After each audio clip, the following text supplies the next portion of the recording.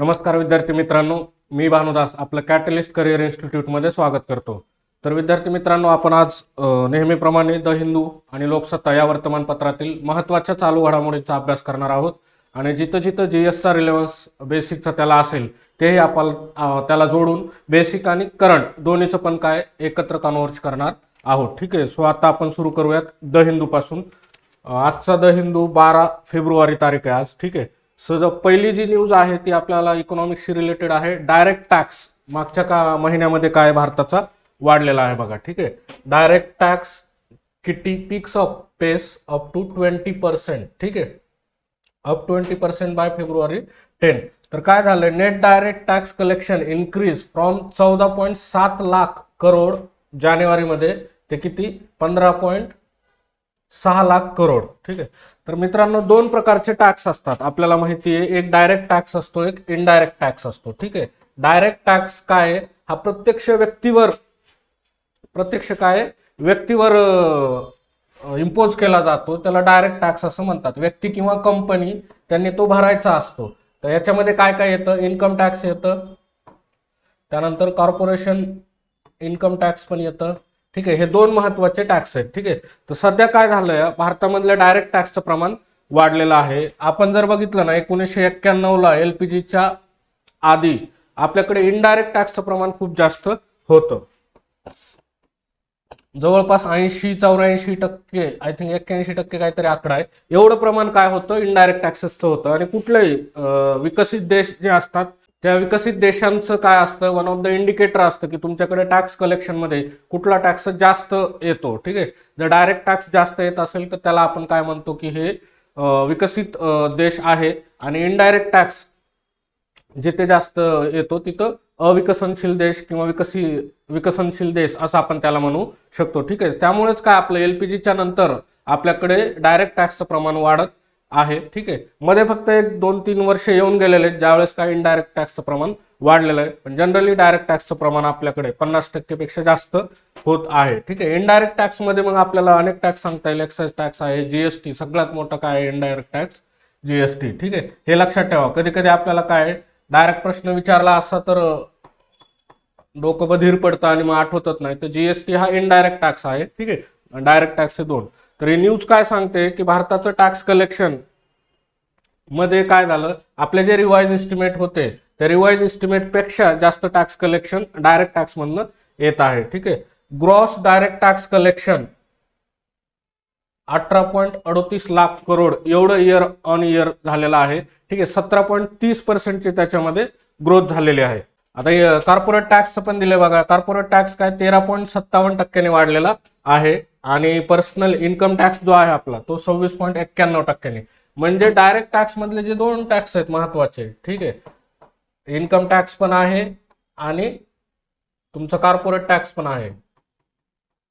तर corporate tax पण वाढलाय 13.57% आणि 26.91% काय इन्कम टॅक्स वाढलेला आहे। ठीक आहे, ते लक्षात ठेवा, हे थोडंसं वाईस वर्ष झालंय 26.91।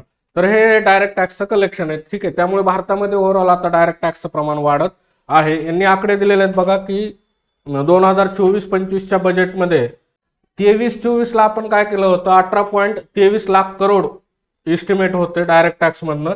ठीक आहे, तर आता ते किती आहे 24-25च्या बजेटमध्ये 19.5 लाख करोड इस्टिमेट डायरेक्ट टॅक्सचं आहे। ठीक आहे, सो ते त्याच्यावरनं पण आपल्याला लक्षात येईल की टॅक्स महत्वाची आहे, कारण टॅक्स बॉयन्सी नावाची एक कन्सेप्ट आहे बघा। टॅक्स बॉयन्सी म्हणजे काय, तर जसं जसं तुमची ग्रोथ होते, तुमच्या जीडीपीची जशी ग्रोथ होते तसं तुमचं टॅक्स कलेक्शन पण त्या प्रमाणामध्ये काय झालं पाहिजे, वाढलं पाहिजे। एक तर tax collection is to GDP हे जे आहे त्याला काय म्हणतात, जीडीपी रेशिओ म्हणतात। रेशिओ म्हणजे काय, जीडीपीच्या किती टक्के टॅक्स कलेक्शन होतंय। ठीक आहे, त्याला GDP tax to GDP ratio असं म्हटलं जातं। टॅक्स बॉयन्सी म्हणजे काय, तर तुमची जेवढी ग्रोथ होते तेवढ्या प्रमाणामध्ये तुमच्याकडे टॅक्स कलेक्ट पण झाला पाहिजे। ठीक आहे, नाही तर मग कर चुकवेगिरी, कर चोरी, ठीक आहे, टॅक्स अवॉइडन्स, आपण अनेक प्रकारे हवाला असे जे प्रकरण ऐकतो की एका बाजूला ग्रोथ तर होत असते पण सरकारचा जो रिव्हेन्यू जनरेट झाला पाहिजे, ठीक आहे, तो रिव्हेन्यू मात्र जनरेट होत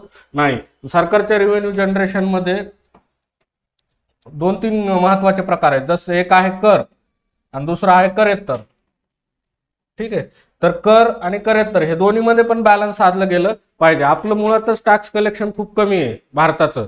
ठीक आहे, त्यामुळे ते टॅक्स कलेक्शन वाढवण्यासाठी थोडक्यात जीएसटी आणला होता, टॅक्स रेग्युलराइज करण्यासाठी. कारण काळ्या बाजाराचं जे मोठं मार्केट आहे भारतामध्ये, काळ्या बाजारातला जो पैसा आहे, खूप प्रचंड काळा पैसा आहे जो, ठीक आहे, तो पैसा म्हणजे त्याचं दोन प्रकारे नुकसान होतं देशाला. एक तर तो सरकारचा त्याच्यामधनं टॅक्स चोरला जातो, आणि त्याचबरोबर आपण अनेक खर्च करणारे जे इव्हेंट बघतो, ठीक आहे, मोठमोठ्या लग्न समारंभ होत असतात, किंवा मग अनेक लोक ज्यांच्याकडे काळा पैसा आहे ना, ते ज्या लक्झरी गोष्टी असतात ना, त्या लक्झरी गोष्ट गाड्या घेण्यावर, चैनीच्या गोष्टी घेण्यावर प्रचंड पैसा खर्च करतात. कारण तो एक प्रकारे बोनस मनी असतो ना, त्यामुळे मग त्यांना काही वाटत नाही तो खर्च करण्यामध्ये. ठीक आहे, त्यामुळे त्यांनी महागाई पण वाढते. ठीक आहे, एक तर महागाई वाढते आणि दुसरं काय, सरकारचा टॅक्स पण त्याच्यामधून चोरी केलेला जातो, त्यामुळे त्याचं डबल नुकसान असतं.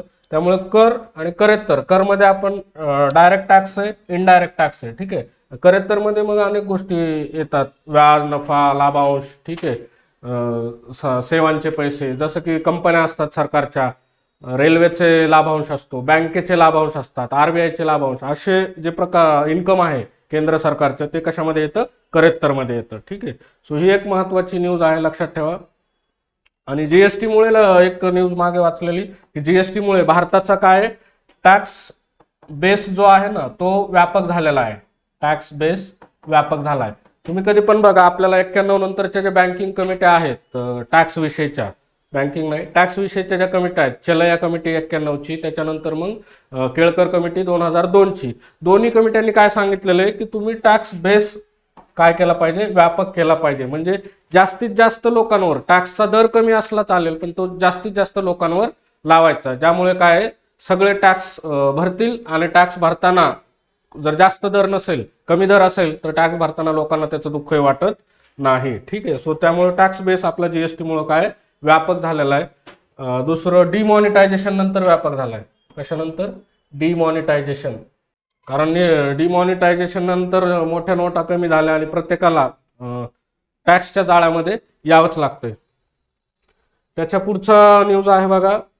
आता ही जी न्यूज आहे ही आपल्याला पर से याच्यातनं सांगतो मी की एसेला किंवा आपल्याला डिस्क्रिप्टिव्ह मध्ये लिहिण्यासाठी, उत्तरासाठी कसे पॉईंट याच्यातनं पिक करता येऊ शकतात. The problem of primary deficit. ठीक आहे, the problem of primary deficit असं बघितलं असं वाटेल की हा इकॉनॉमिक्सचा क्वेश्चन आहे का. प्रायमरी डिफिसिट जे आपल्याला डिफिसिटचे प्रकार आहेत, revenue deficit, fiscal deficit, primary deficit, त्यातलं नाही येते. तर प्रायमरीमध्ये यांना इंडिकेट काय करायचं आहे, शिक्षण, प्राथमिक शिक्षण इंडिकेट करायचं आहे. की एक खूप चांगला इनिशिएटिव्ह घेतला बघा आंध्र प्रदेश सरकारने. ठीक आहे, जे YSR जगमोहनचं सरकार आहे, YSR जगमोहनच्या सरकारने खूप चांगली योजना सुरू केली आहे. तर ही योजना पण प्रिलिम्सच्या दृष्टीनं किंवा ऑब्जेक्टिव्ह MCQ हिच्यावर तयार होतात, त्या दृष्टीनं महत्वाची. कारण आपल्याला बऱ्याच वेळा GS2 ला पण 1-2-3 योजना विचारायचं त्यांचं प्रमाण असतं. राज्यातली जर कुठली फेमस योजना झाली, जसं की रैतू बंधू होती ह्याची KCRची तेलंगणातली, तशी योजना असेल, किंवा मग संप्रती योजना आसामची, त्यानंतर मग प्रीती भोज योजना पंजाबची, अशा योजना जोड्याला देऊ शकतात ते. ठीक आहे, ते मुख्य परीक्षेला पण तसं देऊ शकतात, पूर्व परीक्षेला पण देऊ शकतात तसंच मग एखाद्या राज्याची योजना गाजली की ती पण आपल्याला पूर्व परीक्षेला MCQ साठी येऊ शकते. तर माना बडी नाडू नेडू या नावाची एक योजना आहे. माना बडी नाडू नेडू म्हणजे काय आहे, आमची नाही, माझी शाळा, माझी शाळा, तेव्हा आणि आता, तेव्हा आणि आता, आणि नाही त्याच्यात तेव्हा आत्ता असं. म्हणजे शाळेमध्ये बदल करण्यासाठी, ही काय प्रायमरी शाळा आहेत झडपीच्या, त्या शाळांमध्ये बदल करण्यासाठी डिजिटल बोर्ड, टेक्नॉलॉजी, गॅझेट असे त्यांना काय उपकरण इथं दिलेले आपल्याला दिसतात, ज्यामुळे काय शिकणं अधिक इंटरेस्टिंग होऊन जाईल. ठीक आहे, हे बघा इथं सांगतो तुम्हाला मी. नोव्हेंबर 14, 2019 ला लॉन्च केलेली आहे स्कीम. ठीक आहे, काय to transform government school into vibrant and competitive institution. ठीक आहे, गव्हर्नमेंट स्कूल मधलं जे शिक्षण आहे ते शिक्षण अधिक काय कार्यक्षम करण्यासाठी, मजबूत करण्यासाठी 12,000 कोटीचा ही प्रोग्राम आहे. ठीक आहे, 12,000 कोटीचा प्रोग्राम आहे, 2019 ला सुरू केलेली स्कीम आहे. आता ह्याच्यामध्ये 1-2-3 गोष्टी फक्त सांगतो तुम्हाला. एक तर बघा टेक्नॉलॉजीवर भर आहे, त्याच्यानंतर डिजिटल बोर्ड वापर केलेला आहे, त्याच्यानंतर इलेक्ट्रॉनिक गॅझेट, ठीक आहे. याच्यामुळं कसं शिक्षणाला जास्त सहज आणि सोपं झालं. विद्यार्थ्यांचे अनुभव पण दिलेले आहेत की आम्ही क्लासमध्ये शिकलो एखादा विषय, त्याच्यानंतर घरी गेल्यानंतर पुन्हा गॅझेट काढून त्यांना टॅब दिलेले आहेत बघा, आपल्याला इथं चित्रामध्येच दिसतंय, ठीक आहे. टॅब दिलेले आहेत, घरी गेल्यानंतर मग पुन्हा टॅबवर आम्ही त्याचं रिव्हिजन वगैरे करू शकतो, अधिक चांगल्या प्रकारे कन्सेप्ट समजतात, ठीक आहे. ह्या सगळ्या गोष्टी त्याच्यामध्ये आहेत. फक्त आपल्याला MCQच्या दृष्टीनं जर बघितलं डिस्क्रिप्टिव्हला तर हे पूर्ण एक उदाहरण देताना तुम्ही सांगू शकता की प्रायमरी स्कूलिंग अजून कसं इफेक्टिव्ह करू शकतो.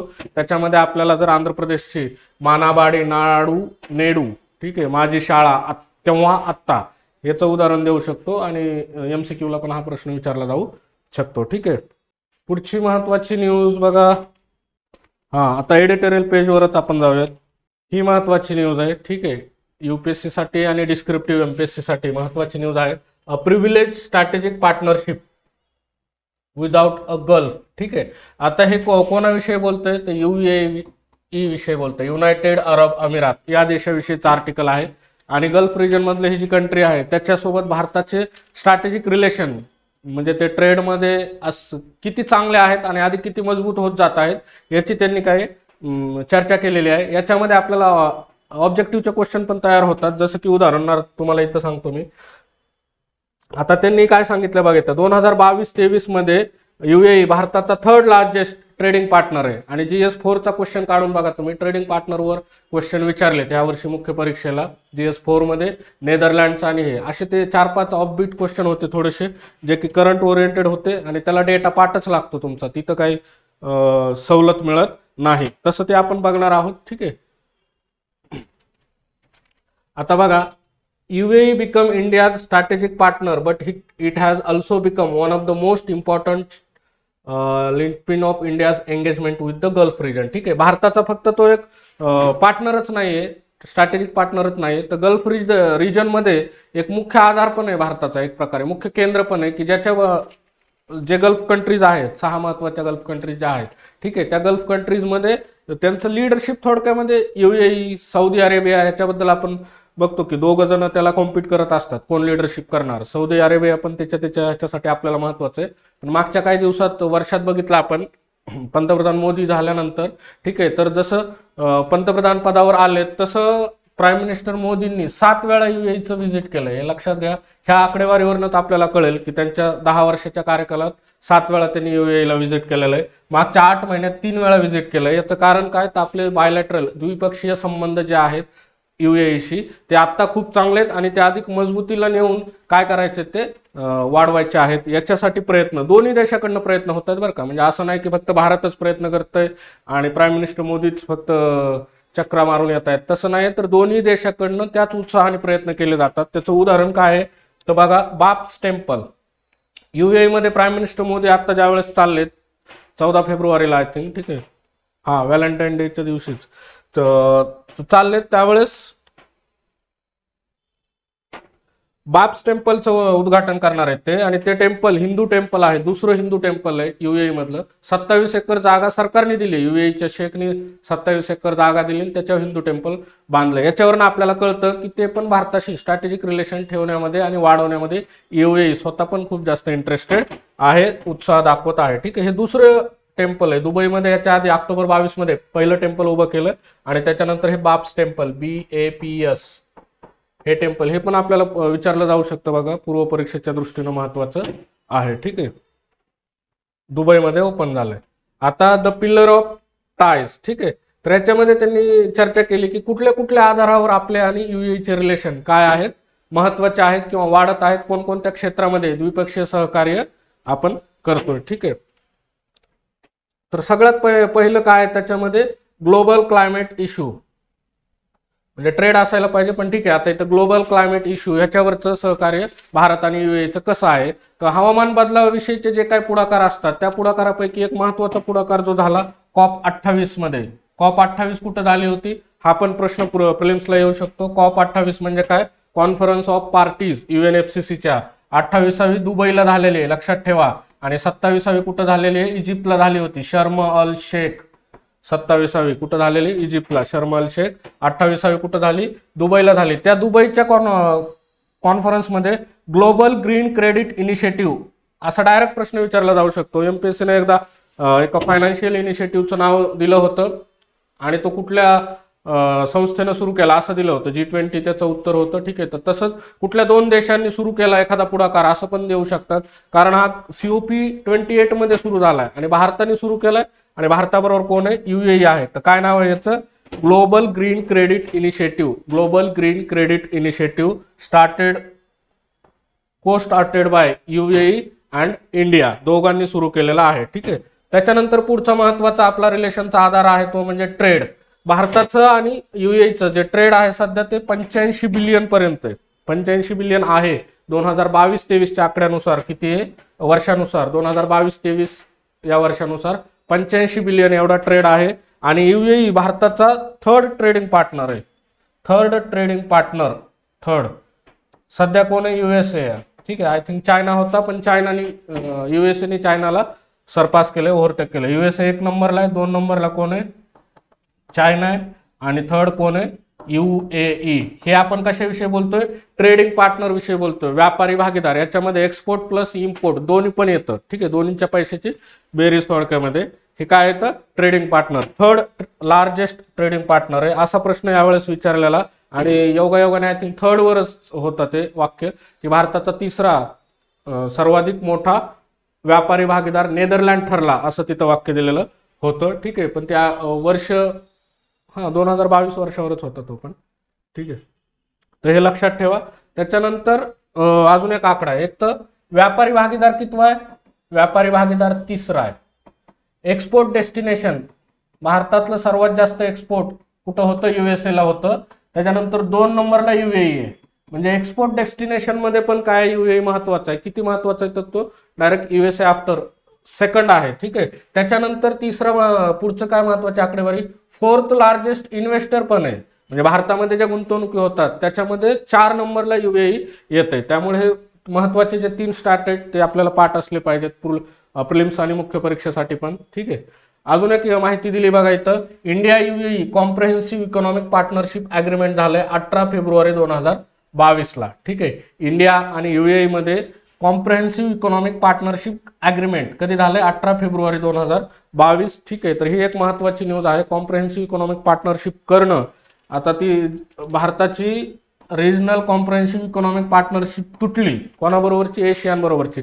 तुटली म्हणण्यापेक्षा आपण त्याच्यामध्ये सहभाग घेतलाच नाही आणि एशियन प्लस इतर 5 देश दोघांनी मिळून त्याच्यामध्ये चालू आहे त्यांचे RCEP. तर त्याच्यावर 2-3 वेळा प्रश्न येऊन गेलेला आहे. ठीक आहे, प्रिलिम्सला पण आलाय, मुख्य परीक्षेला पण आलाय. तसंच हा प्रश्न पण येऊ शकतो. महत्वाची कंट्री आहे UAE. ठीक आहे, on February 1, 2024 Indian government also approve the signing and ratification of bilateral investment treaty with the UAE which could significantly boost bilateral economic engagement, especially manufacturing and foreign direct investment. ठीक आहे, February 1, 2024 रोजी भारत सरकारने कशावर sine केलेली आहे, गुंतवणूक करारावर sine केलेली आहे UAE शी. ठीक आहे, 2022 मध्ये आपण काय केलंय, कॉम्प्रेहेन्सिव्ह इकॉनॉमिक पार्टनरशिप केली आणि 2024 मध्ये गुंतवणूक करारावर UAE बरोबरच्या सही केलेली आहे. अजून एक सारखं चर्चेत येत आहे बघा, फिनटेक सेक्टर पण त्याच्यासाठी एक महत्वाचा आधार आहे.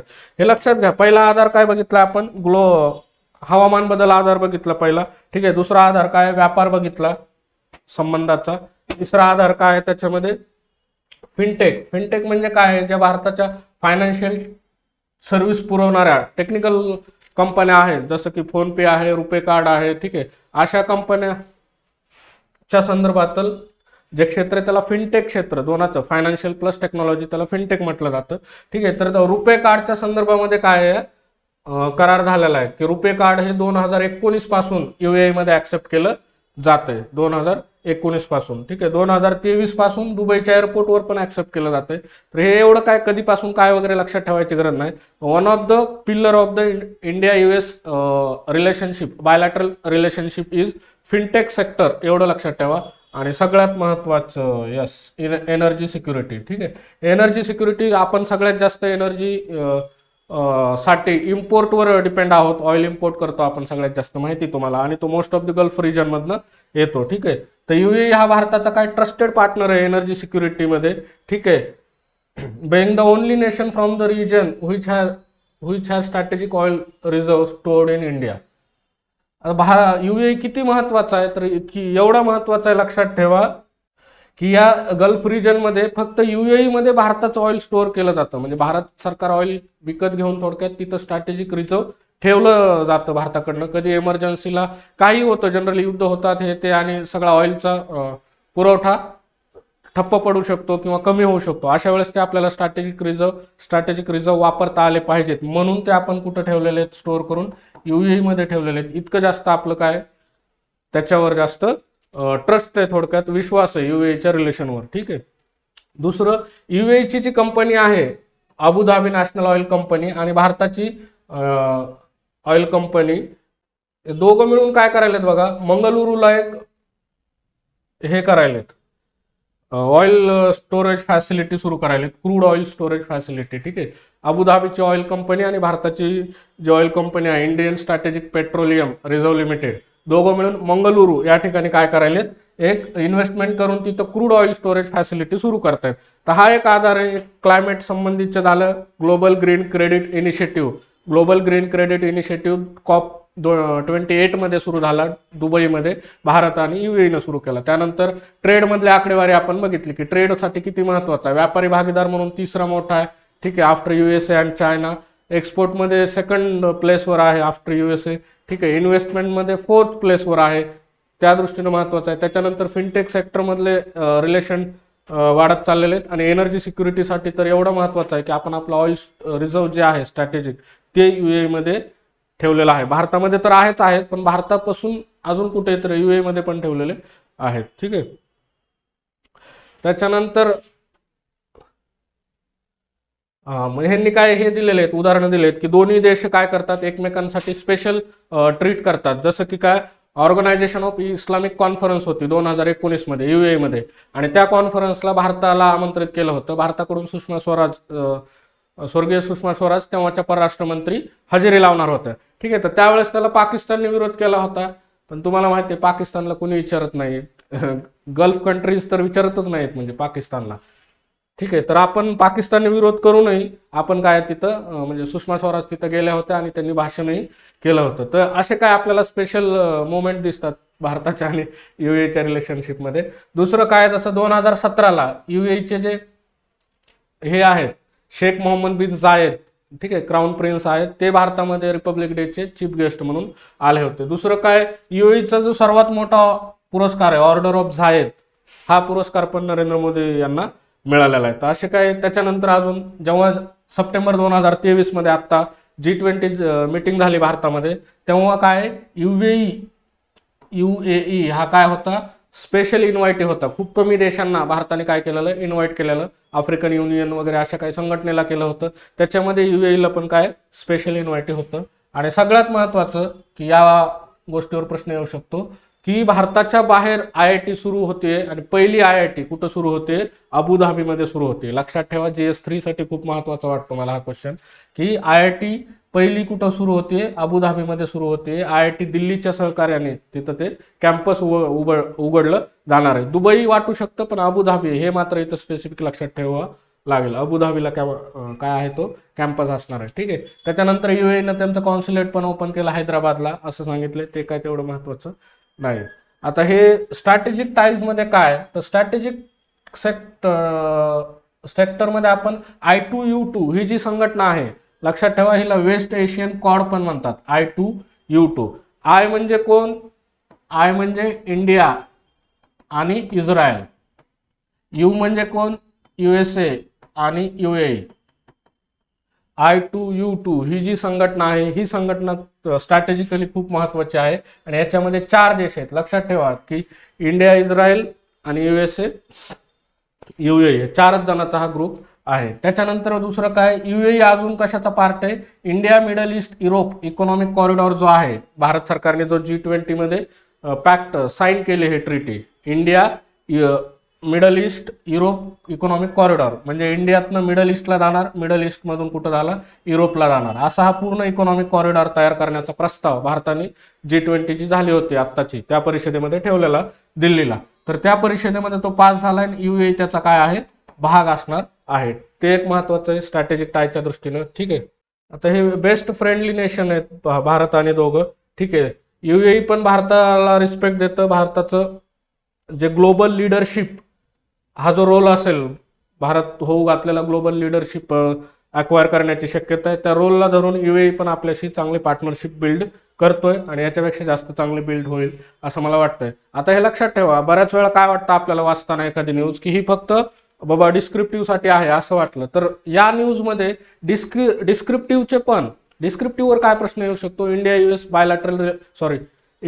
युएई बायलॅटरल रिलेशनशिप बद्दल आपल्याला प्रश्न येऊ शकतो. आपण त्याचे 4 पिल्लर बघितले. 4 पिल्लर म्हणजे काय, 4 क्षेत्र आहेत ज्याच्यामध्ये काय आपण सहकार्य करतो किंवा जास्त मजबूत रिलेशन आहेत.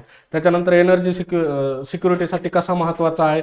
त्याच्यानंतर इन्फॉर्मल रिलेशनशिप म्हणजे स्पेशल रिलेशन कसे आहेत ते आपण इथं बघितलं. मंदिर पण उभे केले 2 तिथं युएई मध्ये. त्याच्यानंतर चीफ गेस्ट होते, पंतप्रधान मोदींना ऑर्डर ऑफ झायद मिळालेला आहे तिथं. त्याच्यानंतर स्ट्रॅटेजिक टाईज मध्ये I2U2. आता I2U2 हा ऑब्जेक्टिव्हचा पण क्वेश्चन आहे, ठीक आहे, की कोणते 4 देश आहेत, त्याला वेस्ट एशियन क्वाड म्हटलं जातं. आता मी तुम्हाला ह्याच्यामध्येच MCQ म्हणजे ऑब्जेक्टिव्ह साठीचे क्वेश्चन सांगतो कोणकोणते. एक बॅप्स टेम्पल कुठल्या देशामध्ये, युएई मध्ये विचारलं जाऊ शकतं. दुसरं ग्लोबल ग्रीन क्रेडिट इनिशिएटिव्ह कोणी सुरू केलाय, भारत आणि युएईने. कुठं सुरू केलाय, COP28 कुठं झाली होती, दुबईला झाली होती. प्रश्न MCQचा, ठीक आहे.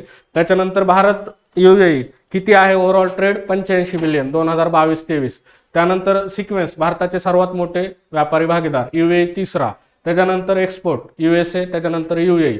त्याच्यानंतर इन्व्हेस्टमेंट युएई चौथा लार्जेस्ट इन्व्हेस्टर, ठीक आहे. तर असे आपल्याला अनेक क्वेश्चन दिसतात. फक्त एखादी न्यूज आल्यानंतर ती फक्त ऑब्जेक्टिव्हची का डिस्क्रिप्टिव्हची असं काय ठरवून येत नसतं. तुम्ही त्याला सोयीनं पॉईंट उचलले पाहिजेत की हां मला कळतं हा ऑब्जेक्टिव्हचे पॉईंट आहेत, MCQ साठी उचलले पाहिजेत, आणि मग हे डिस्क्रिप्टिव्हचे पॉईंट आहेत, ओव्हरऑल डिस्क्रिप्टिव्हचं असं त्याचं अनालिसिस केलं पाहिजे. तर हे मला वाटतं महत्त्वाचं आहे करणं. नाहीतर एखादी न्यूज ऑब्जेक्टिव्हला आहे म्हणून ती वेगळी करायची आणि एखादी डिस्क्रिप्टिव्हची आहे म्हणून वेगळी करायची, ठीक आहे. तर अशा काय असतात न्यूज, ते दोन्ही रोल प्ले करू शकतात आपल्यासाठी, ते महत्त्वाचं आहे.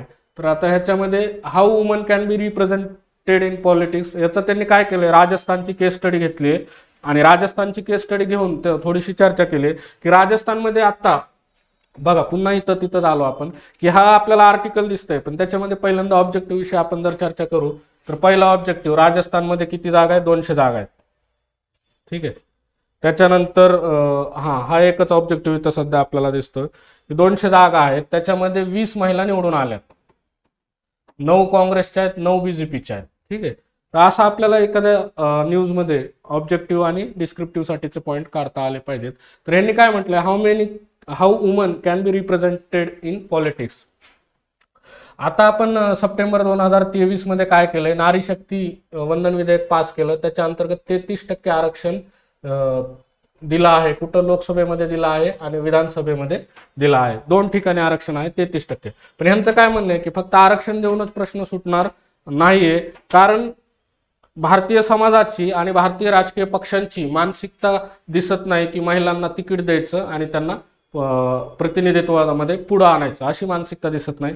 आता हे दिलंय कारण ते वोटिंग निवडणुकांच्या राजकारणाचं कंपल्शन आहे म्हणून हे आरक्षण दिलंय आपल्याला असं वाटतं, असं त्यांनी सांगितलं. त्यापेक्षा ते काय म्हणतात की आपली जी इलेक्शन सिस्टीम आहे, इलेक्ट्रल प्रोसेस आहे, ती काय फर्स्ट पास्ट पोस्ट सिस्टीम ही आहे, ज्याच्यामध्ये काय तर जो जास्त मतं घेतो तो जिंकतो, जो जास्त मते घेतो तो जिंकतो. याच्याऐवजी जर आपली प्रमाणशीर प्रतिनिधित्वाची पद्धत असती प्रमाणशीर प्रतिनिधित्वाची पद्धत, याच्यामध्ये काय होतं, प्रमाणशीर प्रतिनिधित्वामध्ये 50% + 1 फर्स्ट पास्ट पोस्ट सिस्टीम मध्ये मत घेणारा हा काय, त्याला जेवढे मतदान पडले, समजा आता ABC 3 जण उभे आहेत, ABC 3 जण उभे आहेत आणि एखाद्या ठिकाणी A ला समजा 10 मतं पडले, B ला 9 पडले आणि C ला 8 पडले, ठीक आहे. आणि त्या ठिकाणी मतदान होतं 30. तर मला सांगा A ला 10% पडले आणि A जिंकला, कुठल्या पद्धतीनुसार, फर्स्ट पास्ट पोस्ट सिस्टीम नुसार, ठीक आहे. पण A ला मेजॉरिटी मिळालेली का, बहुमत तर त्याच्या विरोधात आहे ना, का 9 आणि 8 17, म्हणजे इथं 17 विरोधात असूनही 10 वाला जिंकला. याचं कारण काय, फर्स्ट पास्ट पोस्ट सिस्टीम कारण आहे, ज्याच्यामध्ये जेवढे उभे आहेत त्यापैकी ज्याला जास्त मतं पडतील तो काय असणार आहे, विजय असणार आहे, ठीक आहे. तर त्याचं असं म्हणणं लेखकांचं की फर्स्ट पास्ट पोस्ट सिस्टीम मध्ये काय होतं, तर महिलांची विनेबिलिटी जी शक्यता आहे ती शक्यता कमी होते आणि पार्टीज तिकीट अलॉट करताना महिलांची जिंकून येण्याची शक्यता नसल्यामुळे, म्हणजे या क्रायटेरियानुसार त्यांना काय देतात, कमी तिकीट देतात आणि त्यांना वाटतं की जिंकून येण्याची शक्यता आहे तरच ते तिकीट देतात. जनरली तिकीट वाटपामध्ये पण किंवा काय करू शकले असतं, सगळ्यात पॉलिटिकल पार्टींना चांगलं उदाहरण होतं थोडक्यात, सप्टेंबरमध्ये हे बिल पास झालं, स्वतः बीजेपीनं करायला पाहिजे होतं तसं. सप्टेंबरमध्ये बिल पास झालं, ठीक आहे, नारी शक्तीवंदन विधेयक बिल, त्याच्यामध्ये काय 33% आरक्षणाचं सांगितलंय. ठीक आहे बाबा, घटनात्मक प्रोव्हिजन आता अंमलात आणलेली नाही, पण आम्ही काय करतो, आम्ही तिकीट देतानाच 33% महिलांना तिकीट देऊन टाकतो. म्हणजे जर 200ची विधानसभा आहे राजस्थानची, तर त्या 200च्या विधानसभेच्या 33% तिकीट दिले असते, ठीक आहे, तर समजा किती तिकीट झाले असते, 60 तिकीट झाले असते. दररोज जास्त होतात ते, ठीक आहे, 66 तिकीट होतात, 60 तिकीट झाले असं आपण धरूया. तेवढे तिकीट द्यायला पाहिजे होते प्रत्येक राजकीय पक्षानं, खास करून हे दोन मोठे जे पक्ष आहेत काँग्रेस आणि बीजेपी. दिलेत का नाही? बीजेपीनं किती जणांना तिकीट दिले? 20 जणांना दिले आहेत, बीजेपीनं 10%च दिले, म्हणजे ठीक आहे. तर असं स्वतःहून पॉलिटिकल पार्टी पण करू शकतात, राजकीय पक्षांनी पण करायला पाहिजे. तिकीट वाटपातच 33% आरक्षण महिलांना देऊन टाकायचं. पण आपली फर्स्ट पास पोस्ट सिस्टीम आहे, ज्याच्यामध्ये विनेबिलिटी खूप जास्त महत्त्वाची ठरते. त्यांचं म्हणणं आहे की दुसरी जी पद्धत आहे इलेक्शनची, प्रमाणशीर प्रतिनिधित्वाची पद्धत, ही त्याच्यासाठी सोयीची. याचं कारण काय, तर ह्याच्यामध्ये काय केलं जातं, कॅन्डिडेट उभा नसतो, पॉलिटिकल पार्टी उभी असते. समजा ABC 3 पार्ट्या आहेत, ABC 3 किंवा ABC कशाला, आपण डायरेक्ट हेच नाव घेऊन, काँग्रेस आहे, बीजेपी आहे आणि तुमची TMC आहे, तृणमूल काँग्रेस, ठीक आहे. तर मागच्या वर्षी बीजेपीला 38% मतं मिळालेत भारताचे, ठीक आहे. एकूण जे इलेक्शन झालेलं आहे 2019चं सार्वत्रिक इलेक्शन, त्याच्यापैकी बीजेपीला मिळालेले एकूण मतं 38%, काँग्रेसला 19% आणि TMCला आय थिंक काहीतरी 4-5% आहे, ठीक आहे. तर मग आता त्याच्यामध्ये काय होईल, प्रमाणशीर प्रतिनिधित्वाच्या इलेक्शनमध्ये त्याच्यामध्ये तुम्हाला कॅन्डिडेट उभा नसतो, तिथं पार्टी उभी असते थोडक्यात, आणि पार्टीला मतदान करायचंय. मग ज्याला जास्त, मग आता 38% पडलेले आहेत बीजेपीला, तर बीजेपीला 38% खासदार अलॉट होतील. संसदेची जी आपली लोकसभेची जी काय स्ट्रेंथ आहे 543 पैकी 38% बीजेपीकडे खासदार जातील, ठीक आहे. 19% काँग्रेसने तर म्हणजे खूपच खुश झाले असते, कारण 19% म्हणजे 10%, 55 यांचे किती झाले असते, 110 खासदार झाले असते, जे की आता 52 वर आहेत, ठीक आहे. तर अशा प्रकारे त्याच्यामध्ये अलॉटमेंट केली जाते. पण भारतामध्ये ही पद्धत प्रमाणशीर प्रतिनिधित्वाची स्वीकारलेली नाही. याचं कारण काय, तर ह्याच्यामध्ये कोणाला क्लिअर कट मेजॉरिटी भेटत नाही. आता इथं बघा 38% ही मेजॉरिटी जर कारण ह्याच्यामध्ये 50% प्लस एक मेजॉरिटी ध्यानात घेतली जाते, तर तशी क्लिअर कट मेजॉरिटी कोणाला मिळत नाही आणि थोडीशी अवघड पद्धत पण आहे. याच्यामुळे ग्रुपिझम वाढतो. भारतामध्ये आधीच विविध जाती धर्म पंथ आहेत, तर तशी फुटीरता आणखी जास्त वाढू शकते. आमच्या जातीला मतदान करा, आमच्या धर्माला मतदान करा या नावाने आधीच आपल्याकडे सगळा बट्ट्याबोळ आहे, ठीक आहे. त्यामुळे ही पद्धत आपण स्वीकारलेली नाही. तर ह्यांनी हा थोडासा स्टँड घेतलेला आहे की बाबा ती पद्धत त्याच्यासाठी काय फेवर आहे. तसं जर म्हणायचं गेलं तर मग 50% महिला असतात, त्यामुळे प्रमाणशीर प्रतिनिधित्वामध्ये 50% महिला जागा मारून नेतील थोडक्यामध्ये, ठीक आहे. ते थोडंसं फक्त महिला रिप्रेझेंटेशन सध्या चर्चेत मुद्दा आहे, त्या दृष्टीने तुम्ही लक्षात ठेवा, याच्यासाठी हे सांगितलं, ठीक आहे. तर आजच्या हिंदूचं एवढंच आहे. आता आपण लोकसत्ता बघूयात. आजचा लोकसत्ता 12 फेब्रुवारीचा, ठीक आहे, 12 फेब्रुवारी. पाकिस्तानात गोंधळ काय, नेहमी गोंधळात असणारं पाकिस्तान सध्या जास्त गोंधळात आहे, कारण त्यांच्याकडे नुकतंच राष्ट्रीय गोंधळ साजरा झाला, ते म्हणजे इलेक्शन, ठीक आहे. तर त्या इलेक्शनमध्ये काय झालं आपण कालच बघितलं, पाकिस्तानची नॅशनल असेंब्ली इलेक्शनला गेली होती, सार्वत्रिक इलेक्शनला गेलेले. आता 265 सीट आहेत, बहुमताला किती पाहिजेत, 133 सीट पाहिजेत, ठीक आहे. मी तुम्हाला काल हे पण सांगितलेलं की त्यांच्याकडे 335च्या नॅशनल असेंब्ली आहे, पण 70 जागा इनडायरेक्टली भरल्या जातात, ठीक आहे. रिझर्वेशन आहे महिलांना 60 जागांवर तिथं, त्यामुळे इलेक्शनला किती जागा जातात, 265, त्यापैकी 133 काय हा मेजॉरिटी थ्रेशोल्ड आहे. तर कोणालाच मेजॉरिटी मिळालेली नाही. पाकिस्तानमधले जे महत्त्वाचे पक्ष आहेत, आता पीटीआय म्हणजे इम्रान खान, ठीक आहे. तर क्रिकेटर इम्रान खानचा पाकिस्तान तेहरीक-ए-इन्साफ या नावाची जी पार्टी आहे, त्या पार्टीला बंदी होती यावेळेस, त्यांचे चिन्ह गोठवलं होतं, स्वतः इलेक्शन लढायला पार्टीला पण बंदी होती, त्यामुळे त्यांनी स्पॉन्सर केलेले, ठीक आहे, किंवा त्यांनी सपोर्ट केलेले अपक्ष 101 निवडून आलेत. ही खूप इंटरेस्टिंग घडामोड आहे पाकिस्तानमधली, की आर्मीचा एवढा विरोध असूनही इम्रान खानच्या पक्षाने, आणि इम्रान खान स्वतः जेलमध्ये, ठीक आहे. आपण फक्त कधी कधी वाचतो की भारतामध्ये हा जेलमध्ये असून पण निवडून आला, आमदार खासदार झाला, तर पाकिस्तानमध्ये तो जेलमध्ये असून त्याचे 101 जण काय निवडून आलेले आहेत बघा, म्हणजे किती भयंकर आहे. तर त्या आर्मीचं इंटरफेअर करून, आर्मीनं विरोध करून सुद्धा पण थोडक्यात काय 101 खासदार कोणाचे झालेत, पीटीआयचे झालेत. 75 खासदार कोणाचे आहेत, पाकिस्तान मुस्लिम लीग नवाज गटाचे आहेत आणि पाकिस्तान पीपल्स पार्टी 54 खासदार आहेत. ठीक आहे. तर आर्मीच्या लष्कर प्रमुखांनी इच्छा व्यक्त केली की बाबा काय केलं करावं, तुम्ही कोअलिशन गव्हर्नमेंट फॉर्म करावं. पण बघूयात आता येणाऱ्या दिवसात की नेमकं काय होतं. आपल्यासाठी काय महत्वाचं आहे पाकिस्तान, तर अटल बिहारी वाजपेयी, स्वर्गीय अटल बिहारी वाजपेयी म्हटले होते एकदा की आपण आपले मित्र निवडू शकतो पण शेजारी निवडू शकत नाही. त्यामुळे शेजारी चांगले सभ्य असणं गरजेचं आहे. तसं आपल्याला पाकिस्तान थोडासा चांगला शांत असलेला बेटर आहे आपल्यासाठी, म्हणजे आपल्याला काही ट्रबल देणार नाही त्याच्यासाठी. आणि दुसरं म्हणजे परीक्षेच्या दृष्टीनं आपल्याला एकदा म्यानमारमध्ये ज्या इलेक्शन झाल्या होत्या, आंग सान सू की या तिथल्या पंतप्रधान झाल्या होत्या, त्यावेळेस आपल्याला त्यांच्या इलेक्शनमधले जे हे आहेत, कुणी किती जागा जिंकल्या, त्यांची नॅशनल असेंब्ली किती सीटची आहे वगैरे असे प्रश्न विचारलेले आहेत. त्यामुळे शेजाऱ्यांचं थोडंसं माहीत असलेलं बरं आहे. आता हे बघा, हे एसेसाठी खूप महत्त्वाचं वाटलं मला, किंवा डिस्क्रिप्टिव्हसाठी खूप महत्त्वाचा पॉईंट वाचला. लोकसत्ताचे जे संपादक आहेत गिरीश कुबेर सर, त्यांचं व्याख्यान होतं, त्यातले पॉईंट्स आहेत. तर लोकशाहीच्या सदृढतेसाठी सजग माध्यमांचे अस्तित्व महत्त्वाचं. मी वरतीच क्वेश्चन किंवा हे केलं आहे, कारण मी मुख्य परीक्षेला आता एक प्रॅक्टिस एसे एका पेपरमध्ये लिहिला होता, role of media in democracy. तर त्याच्या अंतर्गत आपण हे लिहू शकतो की काय म्हणतात बघा, लोकशाहीचे मूल्य काय आपोआप अंगात भिनत नसतात कोणत्याही समाजाच्या.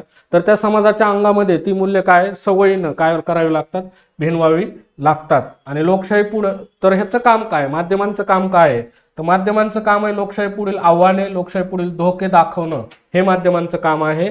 आणि चांगले प्रश्न विचारणं हे पण माध्यमांचं काम आहे. सध्याची भारतातली माध्यमं आहेत, प्रसार माध्यमं, ते प्रश्न विचारायचं विसरूनच गेलेले आहेत आणि बॉलिवूडचे लोक ते प्रश्न विचारत बसतात इंटरव्ह्यू घेत. ठीक आहे.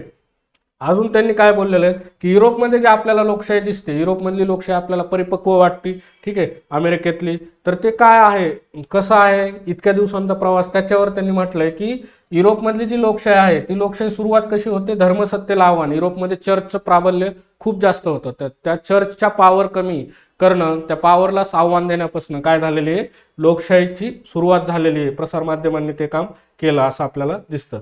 तर लोकशाहीसाठी विचारांचा प्रचंड मोठा संघर्ष करावा लागतो आणि तोही विचाराच्या पातळीवरच. म्हणजे संघर्ष लोकशाहीमध्ये असतो पण विचाराच्या पातळीवर.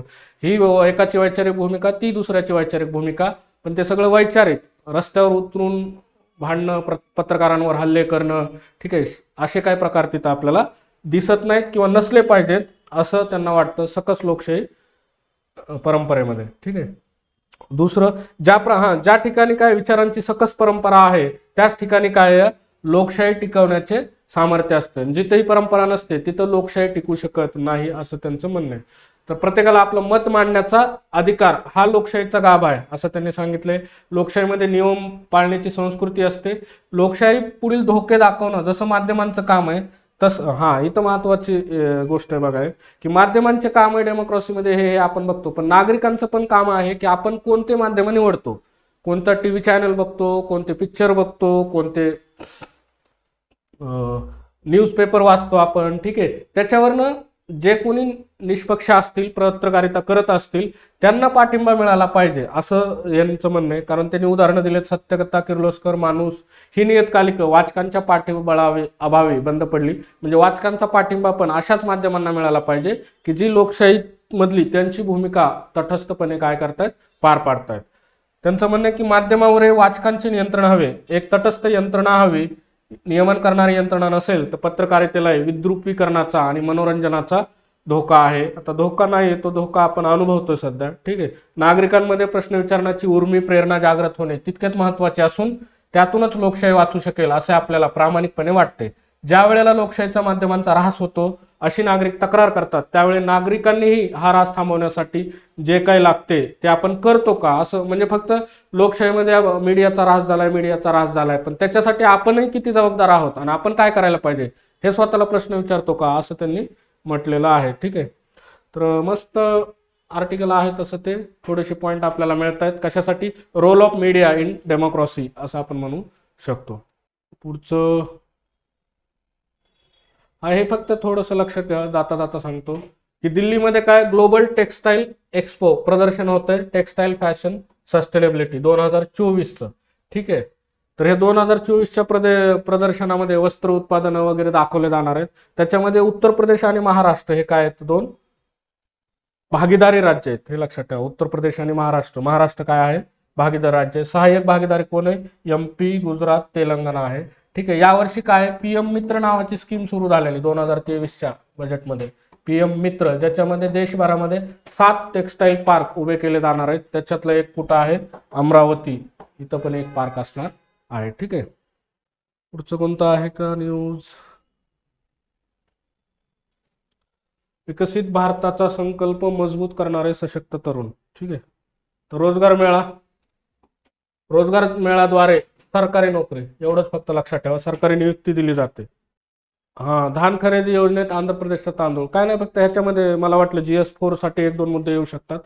की आदिवासी विकास महामंडळ अंतर्गत भात खरेदी केंद्रामध्ये जमा होणाऱ्या उच्च प्रतीच्या भातापासून तांदळाची परस्पर विक्री केली. म्हणजे काय, इथं एक मुद्दा मला तुम्हाला सांगायचा आहे की भात खरेदी, जे आदिवासी एरिया आहे तिथं भात खरेदी कोण करतं, आदिवासी विकास महामंडळ करतं, ज्याच्या अंतर्गत काय आहे, तिथं रेशनिंगचा तांदूळ दिला जातो थोडक्यामध्ये.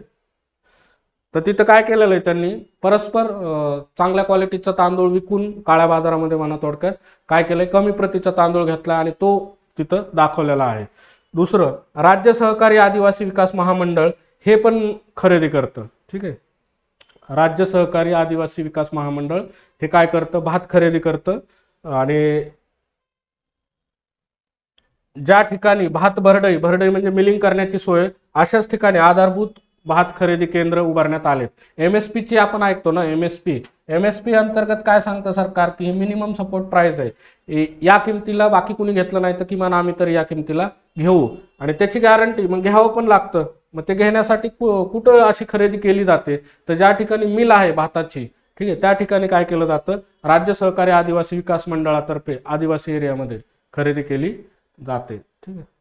पुढचं 2018 पूर्वी भारत आधारभूत भात खरेदी योजनेतील तांदूळ तपासणीनंतर FCIच्या गोदामात पाठवला जायचा. 2018 पूर्वी काय व्हायचं, खरेदी केल्यानंतर काय येतो, FCIच्या गोदामात पाठवलं जायचं. आता मात्र काय तालुकास्तरीय गोदामामध्ये त्याची साठवण केली जाते. आता एक लक्षात ठेवा, आपण 2-3 दिवस झालं, म्हणजे अनेक दिवस झालं बघतोय की इस्रायल 2-3 दिवस इन द सेन्स 2-3 दिवसापूर्वीच हा मुद्दा चर्चेला होता आपण करंट अफेअर्समध्ये, त्याच्यावरनं तसं म्हणतो मी. इस्रायल आणि पॅलेस्टाईन हा जो संघर्ष आहे, ठीक आहे, त्या पॅलेस्टाईन संघर्ष थोडा करत तुमचा रोज आपण क्लिअर करायचा प्रयत्न करतो. की त्याच्यामध्ये याच्या आधी बघितलं की अब्राहम करार झालेला 2020 मध्ये, आणि तो करार काय सांगतो, अमेरिकेच्या मदतीनं झालाय. तो करार असं सांगतो की इस्रायलशी नॉर्मल संबंध ठेवा तुम्ही. कोणाला, अरब देशांना. स्वीकारलाय कुणी तो, एक त्या दिवशी बघितलं आपण बहरीननं स्वीकारलाय, दुसरं बघितलं UAEनं स्वीकारलाय, आणि तिसरं बघितलं मोरोक्कोनं स्वीकारलाय. ठीक आहे. हा कुठला करार आहे, अब्राहम करार 2020चा. अब्राहम करार सौदी अरेबिया स्वीकारणार नाही किंवा स्वीकारलेला नाही असं आपण ती न्यूज वाचली होती. ठीक आहे. तर ह्याच्यावरून तुम्हाला एक कळालं की इस्रायल आणि पॅलेस्टाईन यांच्यामध्ये काहीतरी तडजोडीसाठी अब्राहम नावाचा करार आहे. असाच एक करार आहे बघा, ओस्लो अकॉर्ड 1993चा ओस्लो अकॉर्ड. जेव्हा यासर अराफत जिवंत होते, पॅलेस्टाईन लिबरेशन आर्मीचे यासर अराफत यांना शांततेचा नोबेल पण मिळालेला ओस्लोला, तेव्हाच ओस्लो अकॉर्ड पण झाला होता दोन्ही देशांमध्ये समझोता घडवण्यासाठी. असाच एक करार आहे, तो म्हणजे कॅम्प डेव्हिड करार 17 सप्टेंबर 1978चा. तो कॅम्प डेव्हिड करार कोणाचा आहे, इस्रायल आणि इजिप्त दरम्यानचा आहे. ठीक आहे. तो पण पुन्हा पॅलेस्टाईनला धरूनच आहे. त्यामुळे थोडंसं कधी प्रिलिम्सला आलं तर लक्षात ठेवा. UPSCला असले प्रश्न आवडतात, ठीक आहे, पण MPSCला येऊ शकतात. कॅम्प डेव्हिड करार कोणामध्ये, इस्रायल आणि इजिप्तच्या दरम्यान आहे, 17 सप्टेंबर 1978. आणि चर्चेत काय, तर इजिप्तनं आता घोषणा केली किंवा धमकी दिली आहे, जर तुम्ही राफा जे शहर आहे पॅलेस्टाईनचं, दक्षिण पॅलेस्टाईनमध्ये, त्या शहरावर जर अटॅक केला तर आम्ही काय करूया, चालू राहील ही गोष्ट, तर आम्ही कॅम्प डेव्हिड करार जो आहे 1978चा त्या करारातनं माघार घेणार अशी इजिप्तनं धमकी दिलेली आहे. ठीक आहे. अजून काय इथं पुढचं काय नाही, शीतयुद्धाचे लाभार्थी नावाचं एक आहे, त्याच्यामध्ये MCQ सांगतो तुम्हाला. 4 ऑक्टोबर 1997ला रशियानं स्पुटनिक हा उपग्रह पहिल्यांदा प्रक्षेपित केला. 12 एप्रिल 1961ला रशियाने अंतराळ क्षेत्रामध्ये मानव पहिल्यांदा पाठवला, युरी गागरिन. सेमीकंडक्टर हे जे खूप महत्वाचं आहे इलेक्ट्रॉनिक बिझनेसमध्ये, सगळ्या गॅझेटमध्ये सेमीकंडक्टर त्याचे चिप बनवले जातात. त्याचे प्रमोटर कोण आहेत? बॉब नॉइस आणि गॉर्डन मूर. आता इथं उद्देशाचा ठराव जो आहे संविधान सभेमध्ये मांडलेला, जो नंतर सरनामा झाला आपला, थोडक्यात प्रस्ताविका झाली, तर ते जे प्रिअम्बलचा ठराव होता तो ठराव 13 डिसेंबर 1946ला जवाहरलाल नेहरूंनी मांडला. त्याला अनुमोदन कुणी दिले? पुरुषोत्तम दास टंडन. हे लक्षात ठेवा, हे कुठंच नाहीये. मांडला आणि पास झाला सगळीकडे. अनुमोदन कुणी दिलं हे कुठल्याच पुस्तकात नाही. पुरुषोत्तम दास टंडनने अनुमोदन दिलेलं आहे त्याला. ठीक आहे. त्याच्यामधनं 4 गोष्टी अधोरेखित, सरनामा जो आहे किंवा उद्देशिका आहे भारताची, त्याच्यातनं काय अधोरेखित होतं? तर पॉवरचा स्रोत. ठीक आहे. आम्ही भारताचे लोक म्हणजे काय? जनतेच्या हातीच फायनल पॉवर आहे, आधी मान्यता जनतेकडूनच घ्यावी लागणार आहे. दुसरं, भारताचं स्वरूप कसं असेल? सार्वभौम, समाजवादी, धर्मनिरपेक्ष, लोकशाही, गणराज्य. हे 5 शब्द, 6 सदलो. ठीक आहे. तिसरं, भारतीय संविधानाचे ध्येय काय? स्वातंत्र्य, समानता, बंधुता. ह्याच्यापेक्षा पुढं महत्वाचं आहे ते न्याय, कारण भारताने न्यायाला सगळ्यात जास्त प्राधान्य दिले. त्याच्यानंतर स्वातंत्र्य, समानता आणि बंधुता. त्याच्यानंतर चौथं काय कळतं? तर हे संविधान जी प्रत आहे, जो दिनांक आहे, स्वतःला अर्पण केल्याचा दिनांक त्याच्यावरनं कळतो. तो भारताच्या सरनाम्यातनं हे 4 गोष्टी कळतात. आताच्या मेन्सला GS2 ला क्वेश्चन होता, सरनाम्यावर तारीख विचारली होती. आणि दुसरं म्हणजे काय की हे जे विधान आहे की उद्देशिका ही भारतीय संविधानाचे ओळखपत्र आहे, आयडी कार्ड आहे. ठीक आहे. उद्देशिका हे काय आहे? आयडी कार्ड आहे भारतीय संविधानाचं. हे कोण म्हटलं? पालखीवाला, नानी पालखीवाला असं म्हटलेले.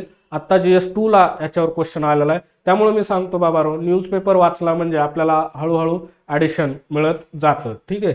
त्याच्यानंतर काय, 22 जानेवारी 1947ला काय झालेलं आहे? उद्दिष्टांचा ठराव पास झालेला आहे. ठीक आहे.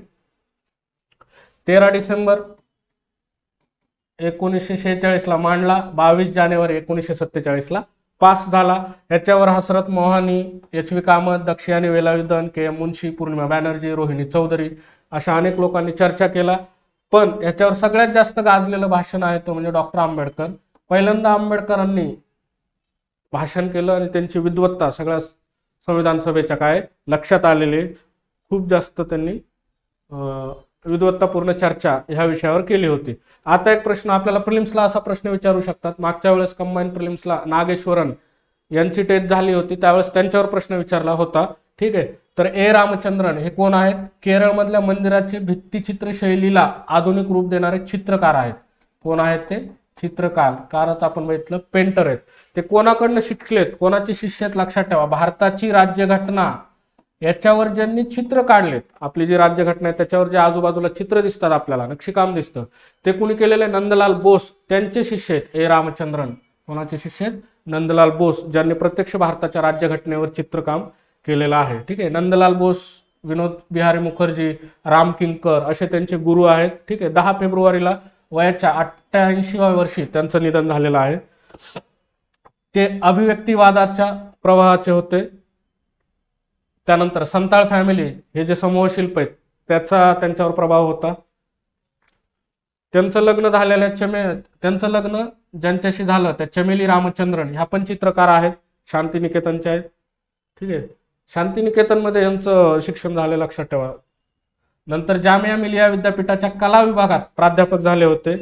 1935चा जन्म आहे. केरळ विद्यापीठातनं 57 मध्ये मल्याळम वाङ्मयाची पदवी घेतली. केरळ भित्तिचित्र परंपरेवर अभ्यास केला. वडेरा सारख्या बड्या कला दालनाच्या पाठिंब्यावर जगभर पोहोचणारच होते. भारत सरकारने 2005 मध्ये त्यांना पद्मभूषण दिलेला आहे. ठीक आहे. ए रामचंद्रन कोण आहेत? तर ते चित्रकार आहेत, शिल्पकार पण आहेत. ठीक आहे. चित्रकार महत्वाचं इथं. त्यांचे गुरु कोण आहेत? नंदलाल बोस. 10 फेब्रुवारीला 88व्या वर्षी त्यांचं निधन झालेलं आहे. संताळ फॅमिली समूहचित्राचा प्रभाव होता. त्यांच्या पत्नी शांतिनिकेतनच्याच विद्यार्थिनी चमेली रामचंद्रन, दोघे पेंटर होते. जामिया मिलिया विद्यापीठाच्या कला विभागात प्राध्यापक होते. 35चा जन्म आहे. केरळ विद्यापीठातनं 57ला मल्याळम मध्ये वाङ्मयाची पदव्युत्तर पदवी मिळवली. त्याच्यानंतर वडेरा सारख्या कला दालनाचा पाठिंबा होता. 2005 मध्ये त्यांना पद्मभूषण मिळालेलं आहे. ठीक आहे. तर हे काय महत्वाच्या न्यूज होत्या. लोकसत्ताच्या आणि द हिंदूच्या, ठीक आहे, ज्या आपण न्यूज परीक्षेच्या दृष्टीनं डिस्कस केलेल्या आहेत. धन्यवाद.